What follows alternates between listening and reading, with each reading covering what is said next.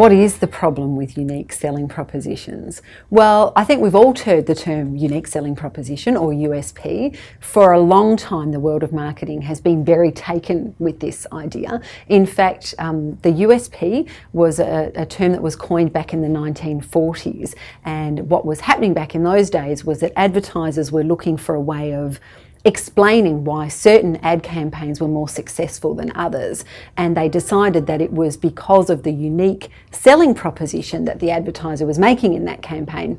That's what made it successful. So a great example of this in consumer marketing is M&M's. So they have a slogan, which most of us have heard, which is melts in your mouth and not in your hand. And that's a very long-standing slogan for them. They've been using it since 1954.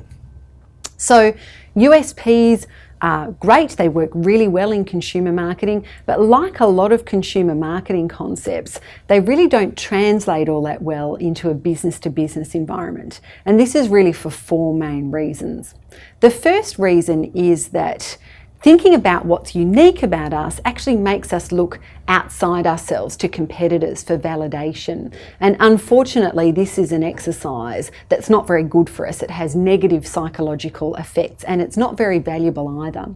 A second reason why USPs don't work in business to business is that they're very superficial. So they're kind of an attention-grabbing device and not a deal maker.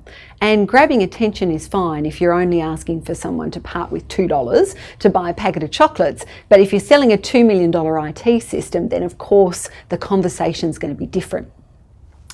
Third reason why USPs aren't great in business-to-business markets is because they use the word selling, when actually what we need to be thinking about is how we create value, because we can only sell value once it's been created.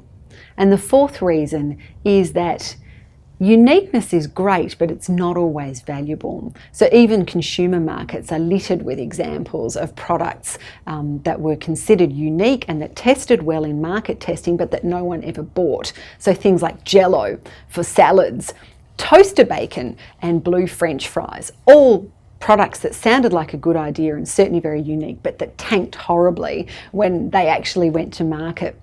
So in this diagram, what we can see is that in a disrupted market environment, it's actually the supplier who has the greatest value contribution that's going to win. So in my book Value, one of the things that I do is I have a look at what did the environment used to be like, what's the environment that we're coming off now, and where are we going next? So back then, we were in the credentials era, and the whole idea was that no one ever got fired by hiring IBM. So you used to hear that quite a lot. So now we're coming off an era of a lot of economic challenges. So it was the buyer, the supplier, that was the most cost effective and that had the lowest price that would almost always win. So now what's coming next and what we're on the cusp of is this era of disruption. And in this era, what buyers actually want is they want suppliers who can help them to withstand disruption and who can help them to create economic and strategic value. So now it's all about finding your unique commercial value proposition and not your unique selling proposition. It's about finding that connection between what you know and what you can do and what makes commercial sense for customers to buy.